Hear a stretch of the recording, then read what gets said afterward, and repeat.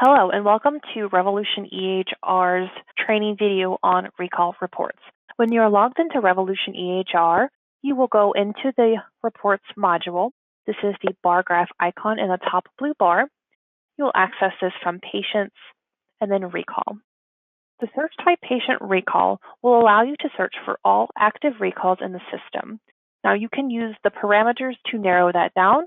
For example, you can go and limit it to only recall set for comprehensive encounters, only recall comprehensive encounters set for a certain location, and then you can narrow it down by date range. The only items that are required for this are the search type and the date range. The other parameters are items you can fill out if you wanted to. For example, when you pull this report, you can select the date range and then click search.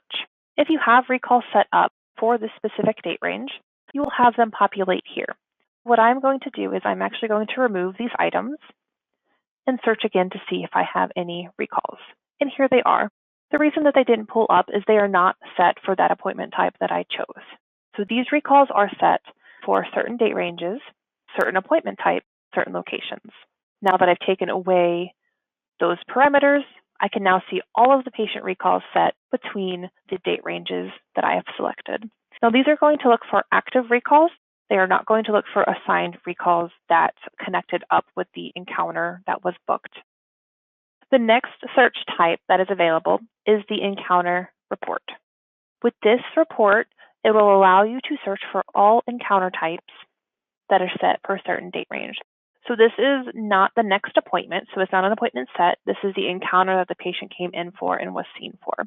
So if you do a search type as encounter, you can pick your date range, appointment type, and location. So this report will show you all of the encounters that were set for this date range. The next search type is the last encounter.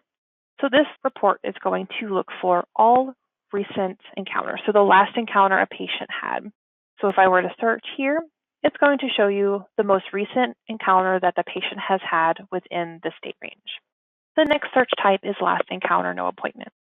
This report will let you search for patients who had the most recent encounter within this date range and have not had an appointment booked.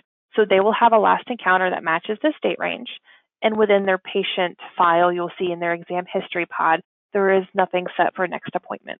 When I click search, this will tell me all of the patients that were booked or had an appointment, an encounter that they came in for within this date range, and they have nothing set coming up. The next search type is appointments. This is going to allow you to search for every patient that has an appointment within this date range.